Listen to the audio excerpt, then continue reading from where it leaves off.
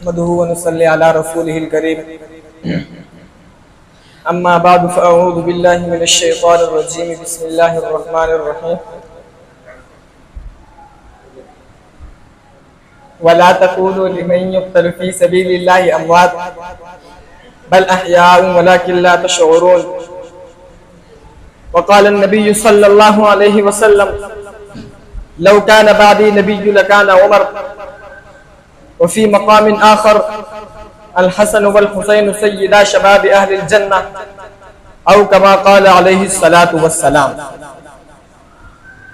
کہ زینت کے خزانے کو آزماس کہتے ہیں،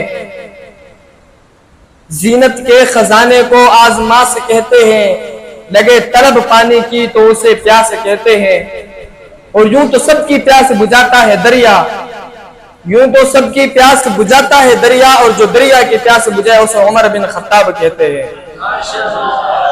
اور متی نے دل سے پوچھا ہے بتا کہ کیا حسین ہے، دھڑک دھڑک کے بول اٹھا صدا صدا حسین ہے، شان اہل بیت دیکھ سبھی کے سب مثال ہیں، کوئی نہیں حسین سا حسین بس حسین ہے، عمر سے چل عمیر تک بشر سے چل بشیر تک بڑے بڑے یہ کہہ گئے بہت بڑا حسین ہے، اور عجب لڑی ہے جنگ بھی حسین نے یزید سے، عجب لڑی ہے جنگ بھی حسین نے یزید سے، اور اس سے بڑھ کے جیت کیا یزید تھا حسین ہے، اور بچتا نہیں یزید کا سر کربلا کے بعد، بچتا نہیں یزید کا سر کربلا کے بعد، ہوتا جو اگر دور عمر کربلا کے بعد۔ ارباب علم و دانش، نئے سال کی چونکہ ابتدا ہونے والی ہے، اور اس نئے سال کی ابتدا کے پہلے مہینے یعنی محرم الحرام میں دو افسوسناک واقعے رونما ہوئے تھے۔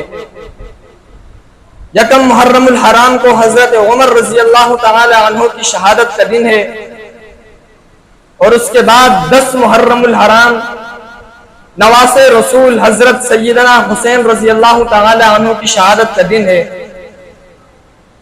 تو سوچا کیوں نہ اسی پر بات کر لی جائے۔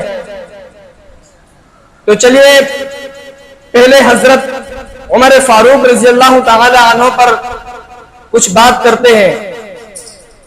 سامعین محترم، حضرت عمر رضی اللہ تعالی عنہ وہ صحابی ہیں جو ہر وقت اللہ تبارک و تعالی سے اپنی شہادت کی دعا مانگا کرتے تھے۔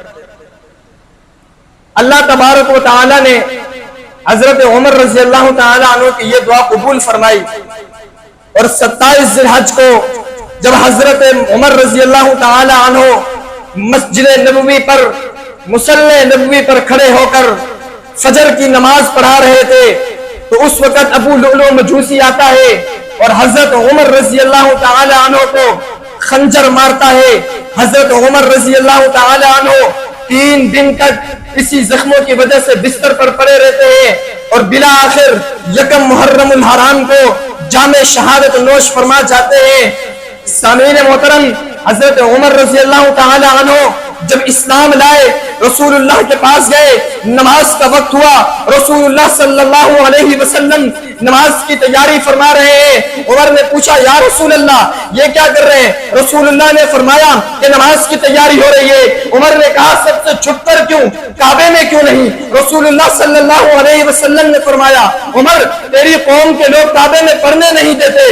عمر نے کہا یا رسول اللہ یہ کیسے ہو سکتا ہے؟ عمر ایمان لائے اور نماز چھپ کے پڑھی جائے، عمر ایمان لائے دینی معاملات چھپ کر ادا کیے جائیں، عمر ایمان لائے دین پر پابندی چھپ کر کی جائے، عمر ایمان لائے اور اذان چھپ کر دی جائے، یہ نہیں ہو سکتا۔ اسی وقت گئے مجمع میں کھڑے ہوئے اور کہا آج عمر رسول اللہ کے ساتھ کعبے میں نماز پڑھنے جا رہا ہے، آؤ کسی میں ہمت ہو جو اپنے بچوں کو یتیم کروانا چاہتا ہو، جو اپنی بیوی کو بیوہ کروانا چاہتا ہو، آئے اور جو مجھ عمر کا سامنا کرے۔ تاریخ گواہ ہے کوئی مائی کا نال ایسا نہیں تھا جو آتا اور عمر کا سامنا کرتا، جو آتا عمر کو روکتا۔ عمر گئے، کعبے کا دروازہ کھولا، رسول اللہ کے ساتھ نماز ادا کی۔ اسی منظر کو شاعر اپنے شعر میں یوں بیان فرماتا ہے کہ جب تک رہے گا سورج اجالا نہ جائے گا، جب تک رہے گا سورج اجالا نہ جائے گا، فلک پر نجوم تابا کا حالا نہ جائے گا۔ اور نبی نے خدا سے مانگا عمر اسی لیے کہ کھولا کسی سے کعبے کا تالا نہ جائے۔ کیسر روم نے اپنا ایک آدمی حضرت عمر رضی اللہ تعالی عنہ کو قتل کرنے کے واسطے روانہ فرمایا اور کہا کہ عمر کو قتل کر کے آنا۔ وہ آدمی مدینہ منورہ پہنچا، وہاں لوگوں سے پوچھا شاہی محل کہاں ہے؟ لوگوں نے کہا کون سے شاہی محل؟ اس نے کہا وہی شاہی محل جہاں تمہارا امیر المؤمنین عمر رہا کرتا ہے۔ انہوں نے کہا ہماری ریاست میں شاہی محل نہیں ہوا کرتے۔ کہا پھر عمر کہاں ہے؟ جاؤ فیران ریگستان میں وہ ریاست کے اونٹ چرا رہا ہے۔ وہ آدمی وہاں پہنچا، دیکھتا کیا ہے کہ اونٹ چر رہے ہیں، حضرت عمر درخت کے نیچے آرام فرما رہے ہیں۔ اس آدمی نے سوچا موقع تو بڑا اچھا ہے، مجھے لڑائی بھی نہیں کرنی پڑے گی، یہ تو سو رہا ہے، اس کی تلوار بھی اوپر درخت کے ساتھ لٹکی ہوئی ہے، میں ابھی جا کر اس کا کام تمام کر دیتا ہوں۔ وہ جیسے آگے بڑھا، دیکھتا کیا ہے کہ جنگل کے کونے سے شیر نکلا۔ وہ آدمی اور خوش ہو گیا کہ جو کام میں نے کرنا تھا وہ یہ شیر کر دے گا۔ چنانچہ وہ آدمی درخت پر چڑھ گیا اور دیکھنے لگا، دیکھتا ہوں کہ ہوتا کیا ہے۔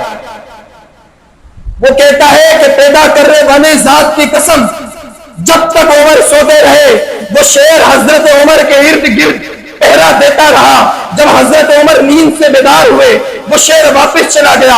وہ آدمی درخت سے اترا، اس نے دیکھا کہ یہ جنگل کے شیر بھی اس کی بات مانتے ہیں۔ اس نے کہا اشہد ان لا الہ الا اللہ واشہد ان محمد رسول اللہ، اور بڑا حیران ہوا، گویا کہ وہ یہ سوال کرنا چاہ رہا ہے کہ اے عمر تیری جنگل کی شیر بھی مانتا ہے، اے عمر تیری جنگل کی شیر بھی مانتا ہے۔ اور گویا کہ حضرت عمر یہ جواب دینا چاہ رہے ہیں کہ تو جنگل کی شیر کی بات مان کرتا ہے، میری تو اللہ کا شیر علی بھی مانتا ہے۔ ارے کون عمر؟ مرد جلال مرد ہنر بھیجنا پڑا، مرد جلال مرد ہنر بھیجنا پڑا، اونچے بدن پہ اونچا حصہ بھیجنا پڑا، سب سے بڑے نبی کی حفاظت کے واسطے فولاد جیسا بشر بھیجنا پڑا، اور بڑھنے لگا تھا دور جہالت کی فوج کا، بڑھنے لگا تھا دور جہالت کی فوج کا، روئے زمین پر رب کو عمر بھیجنا پڑا۔